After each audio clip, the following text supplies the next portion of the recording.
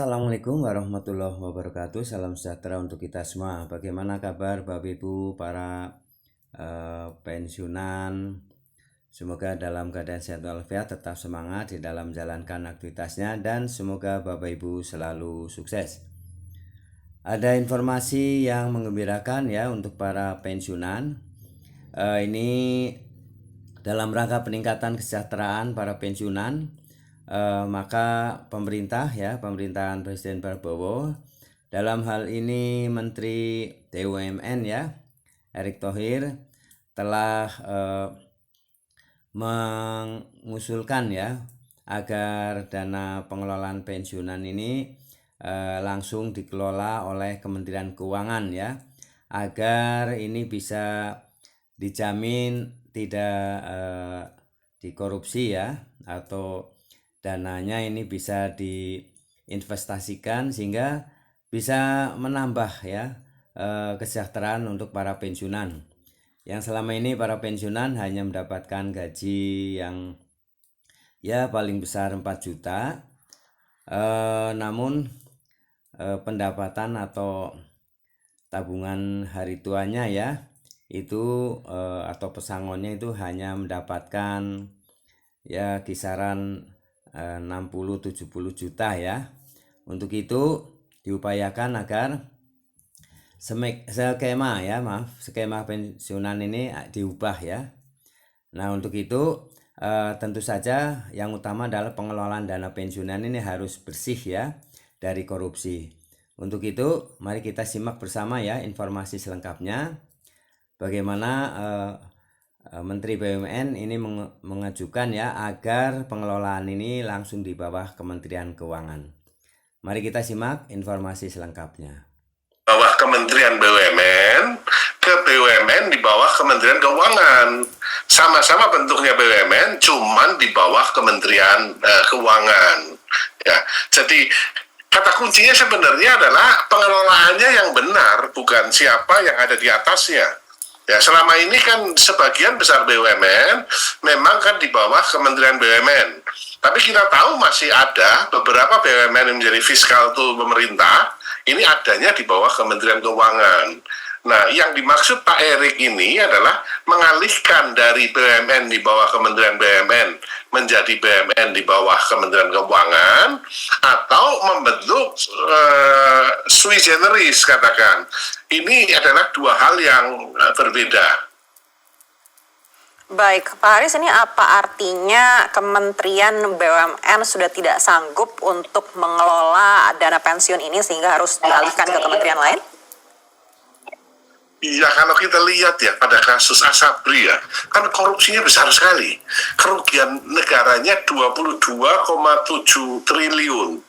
Dan ini kan sangat miris ya, karena ini bukan uangnya pemerintah sebenarnya, tapi uang yang dikumpulkan dari iuran para anggota TNI, anggota Polri, ASN di di Polri, di Kementerian Pertahanan. Ini bisa diambil orang ya, dan 12 orang sudah diputus bersalah, inkrah oleh pengadilan, beberapa diantaranya bahkan dihukum seumur hidup ya.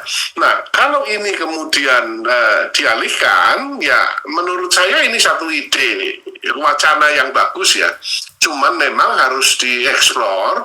Kalau dialihkan, kata kuncinya adalah pengelolanya benar, bukan siapa yang ada di atas yang membina BUMN ini, apakah Departemen Keuangan atau Kementerian BUMN. Kata kuncinya siapa yang mengelola ini dengan benar. Baik, tapi apakah transformasi tersebut juga bisa menjamin kalau pengelolaan di Kementerian Keuangan ini lebih baik daripada di Kementerian BUMN? Ya, menurut saya tidak ada jaminan, ya kan?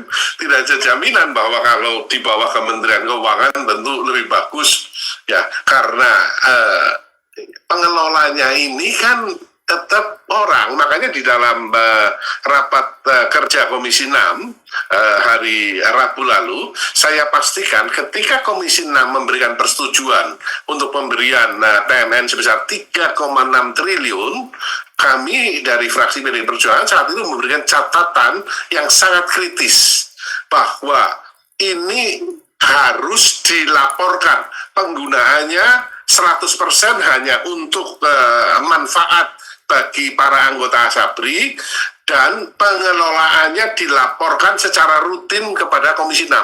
Jangan sampai terjadi kasus yang seperti sebelumnya, pengelolaannya sangat ugal-ugalan sehingga akibatnya adalah kita tahu 22,7 triliun duit hasil keringat dari para anggota TNI, Polri, dan ASN lenyap begitu saja.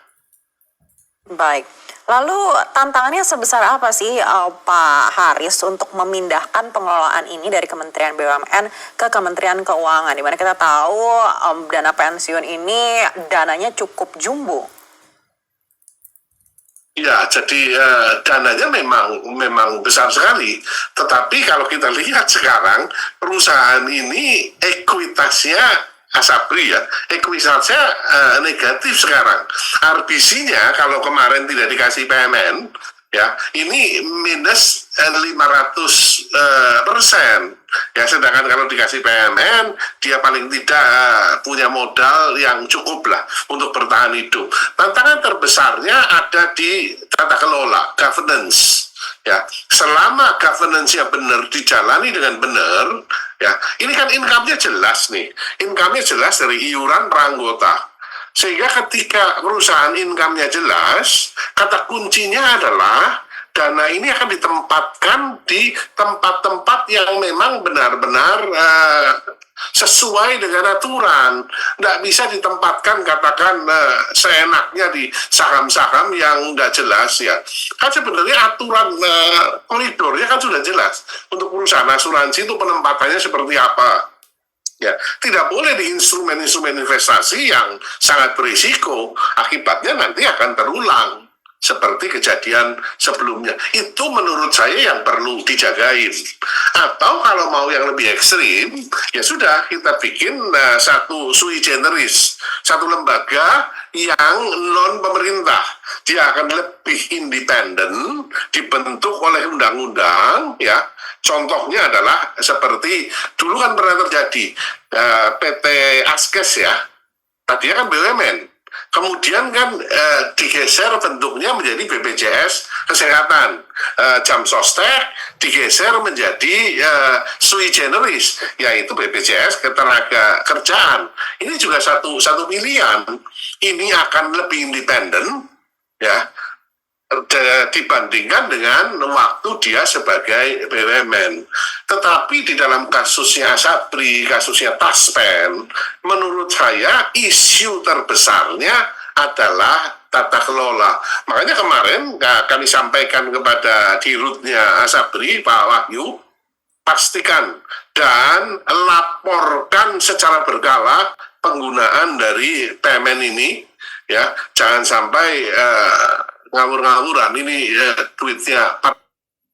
Nah, demikian ya Bapak Ibu, apa yang diharapkan ya dari Komisi 6 DPR RI ya, agar tata kelola ya, pengelolaan dana pensiunan baik ASABRI maupun PT Taspen ini harus benar-benar ya dikelola dengan baik ya, dan bisa menguntungkan para pensiunan.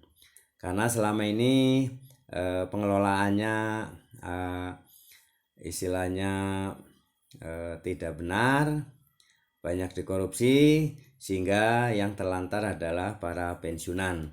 Nah, semoga wacana atau program untuk pengelolaan dana pensiunan ini di bawah langsung Kementerian Keuangan, semoga ini bisa dilaksanakan, bisa diawasi, dan pengelolaan dana pensiun ini bisa diinvestasikan yang benar sehingga bisa menguntungkan dan bisa efek ya kepada para pensiunan ya.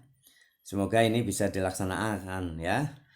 Pak Presiden Prabowo Subianto telah menekankan agar diubah ya skema pensiunan ini untuk kesejahteraan para pensiunan. Terima kasih telah menyimak video ini, semoga bermanfaat. Jangan lupa subscribe, like, isi komentarnya.